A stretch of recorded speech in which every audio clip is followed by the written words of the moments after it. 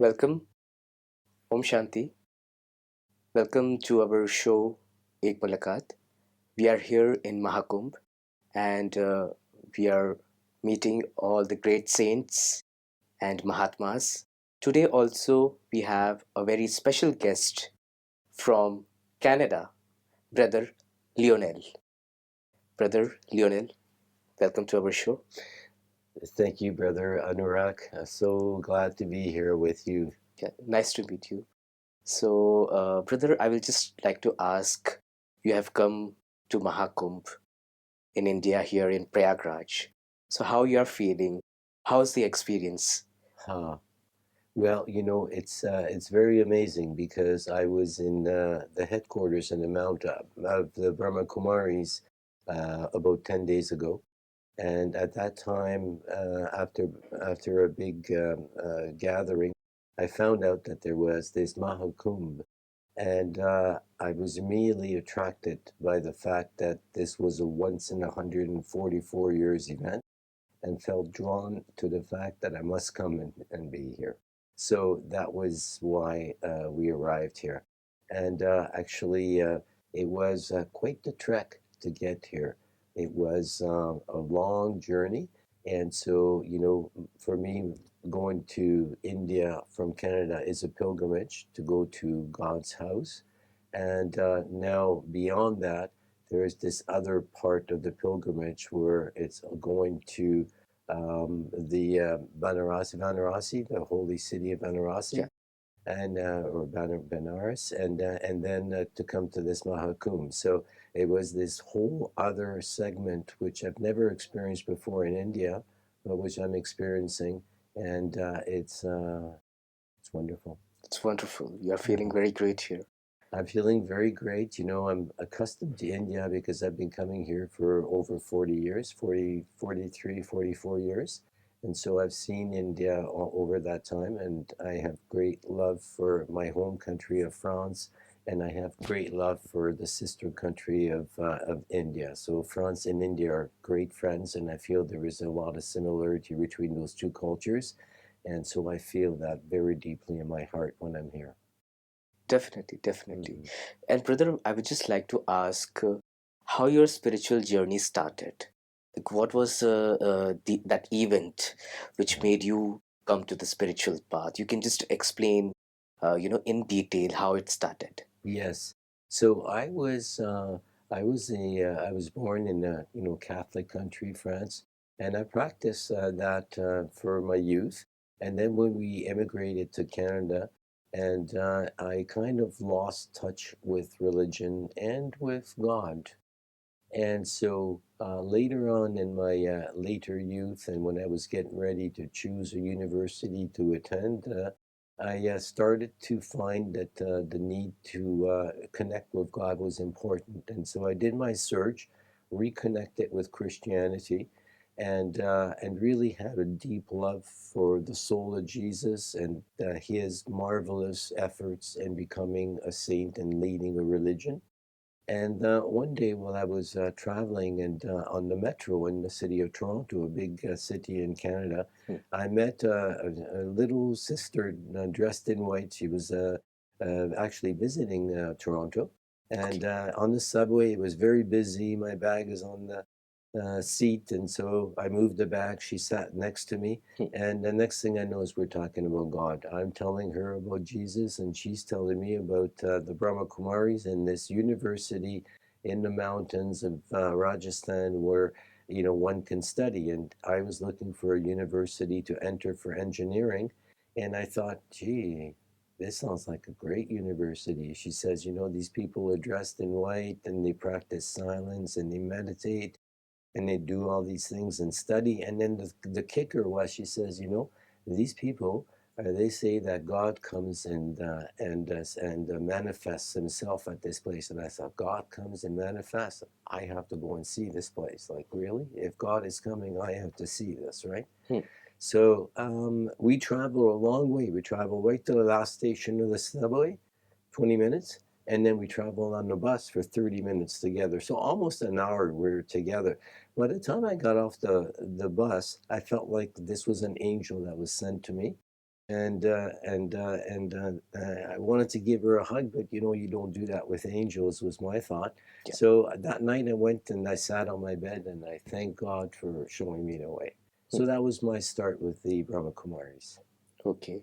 And how's the experience so far? Like you can. Well, when you do something for 45 years, you must love it, right? Yeah, yeah. Definitely, definitely. So it's wonderful experience. Uh-huh. So you are associated with Brahmakumaris since last 40 years.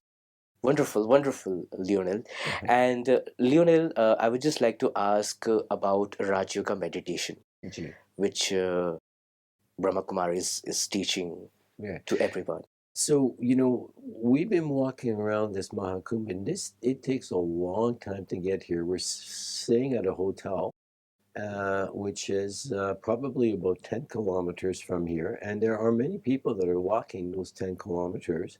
And then there's another uh, 5 kilometers to get to that holy water place. Yeah. Yeah. What's it called? Triveni Sangam. Triveni Sangam, thank you.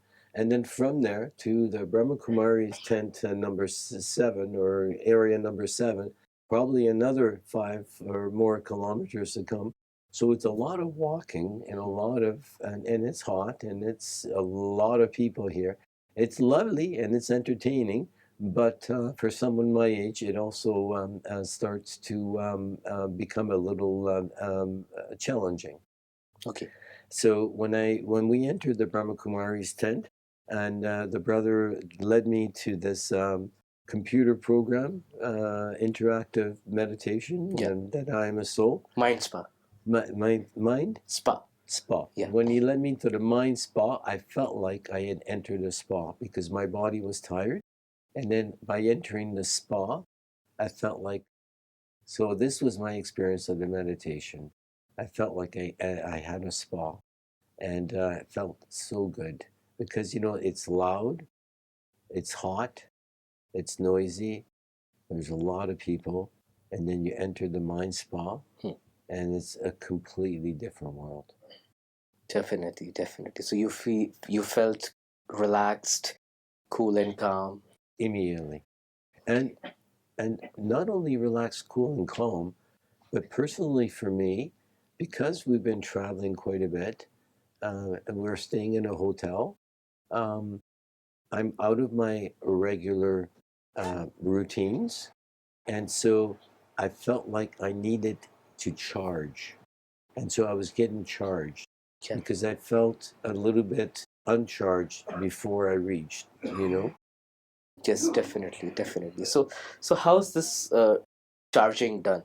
How can we charge ourselves whenever we are feeling drained out, low energy? How can we just change that into good feeling and high energy? Yeah. So concentration. So I would say find a quiet space, firstly. Turn off all the distractions, phones and internet and TV and all of those things if you can. It's always nice to do that. I mean, it's possible to do it in other ways, but if I'm going to charge, I like to be in a quiet space. And I also like to either use my own thoughts or use a meditation commentary or use some music that I really love. And for me, it's just connecting with letting my heart go towards either myself, that I'm a soul and I'm a being of light and I'm a conscious being, and I just need to reconnect with that, not just the whole physical body, but concentrate on the center of the forehead, the soul, which is why, people put bindis everywhere. So that's one point. And then the other one is, if you can, is that to even expand it a little further and go beyond just the center of the forehead, but just link up towards the Supreme Soul and have that connection because He's all powerful and all loveful. And so by connecting up above, then I can feel that the power and the love is flowing towards me. And so it fills me and I don't feel as stressed and as tired. So this is the visualization we have to do when we are sitting in the meditation. I like to use that kind of visualization. Yes, absolutely. Okay. Yeah, And also on the way into this tent, I heard from another tent the sound of Om, this chanting of Om, Om, Om. And the brother with me was saying, well, it's not really the Brahmakumaris, it's more of an old Hindu. But I think that, a sound like that, kind of like a mantra type of a sound, an Om type of a sound, just stills the mind. You can concentrate on that and let go of all the distractions and just concentrate interiorly in the center of the forehead. Wonderful, wonderful, Leonel. Mhm. And Leonel, also, I would just like to ask that about yoga and meditation. Right. So, yoga, is it just asanas and pranayam, or is it much more than that? Uh-huh.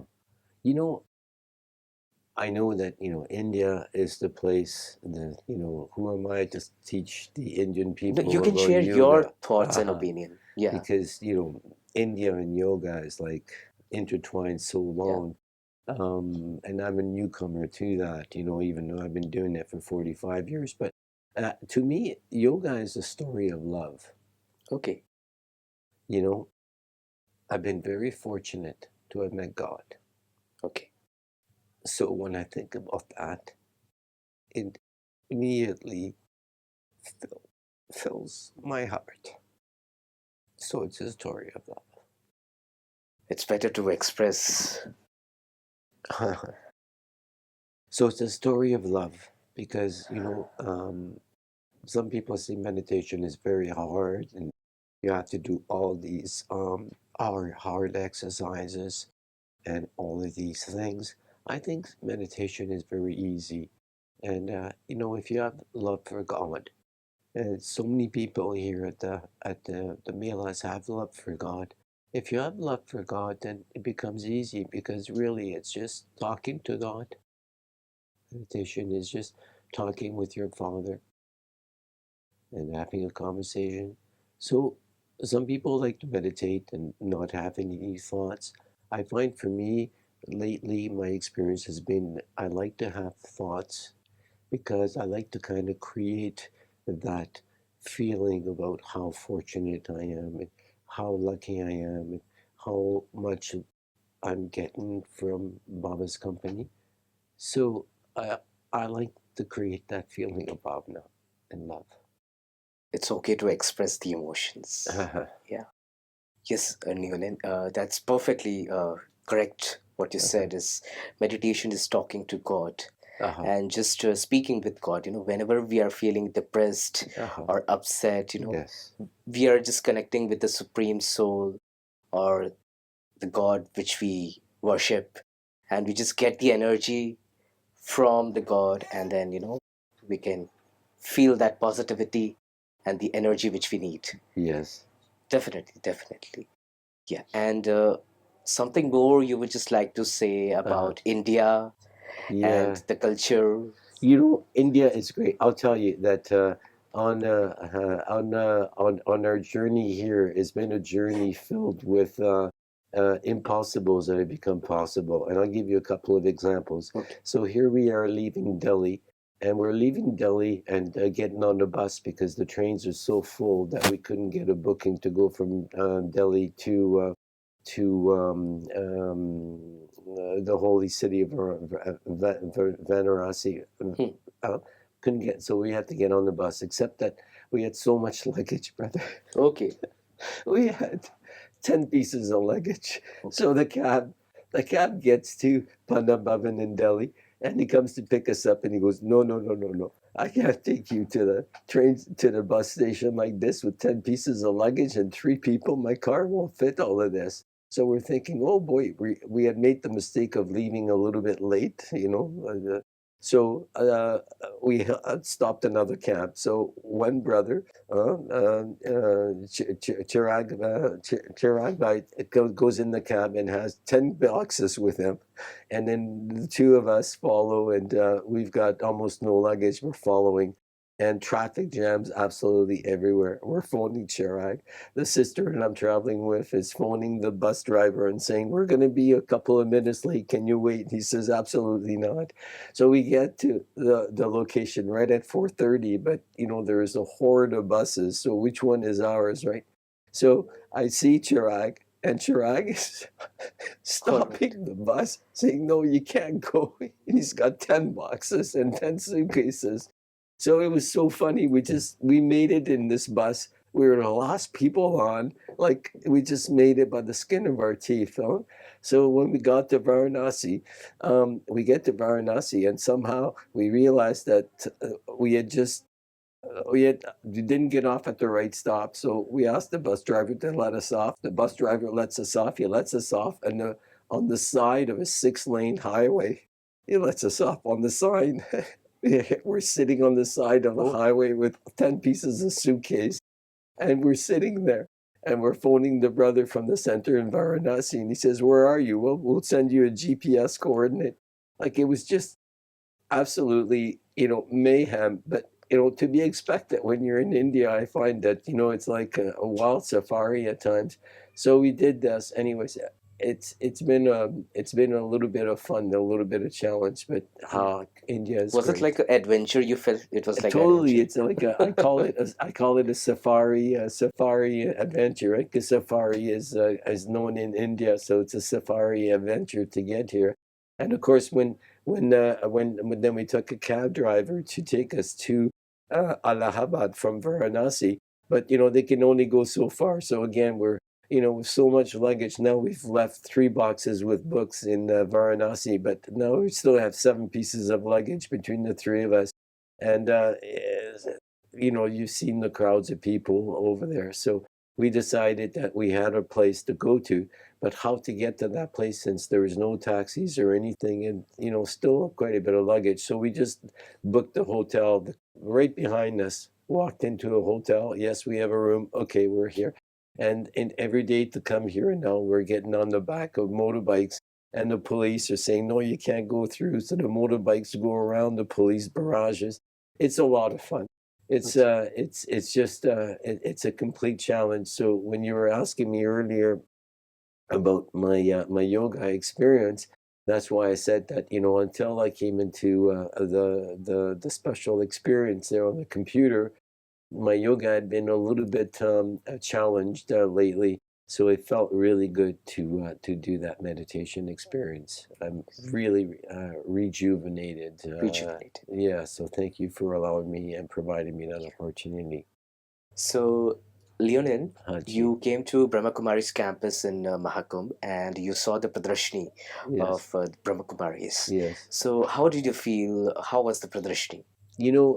I'm always amazed at the amount of effort that Brahmakumaris put into their exhibitions. It's wonderful. I mean, it's not just static pictures that they have, but it's actually moving characters. And so the thought came to my mind, I wonder how much time has been put into this production, because obviously automated characters like that or moving characters don't come easily and don't get fabricated in one day. It's a lot of effort. So it's a beautiful display. I'm really proud to be a Brahma Kumar and to be part. That's why I wanted to come to this area number 7, because no matter how far it was, we wanted to be here with the Brahmakumaris, not just be at the Mahakumbh, but experience the Brahmakumaris at the Mahakumbh.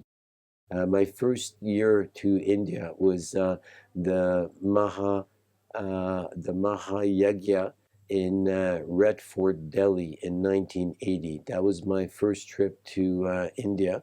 And so this reminds me a lot of that exhibition that we had there, except that in 1980 at that exhibition, Red Fort was entirely for the Brahmakumaris there.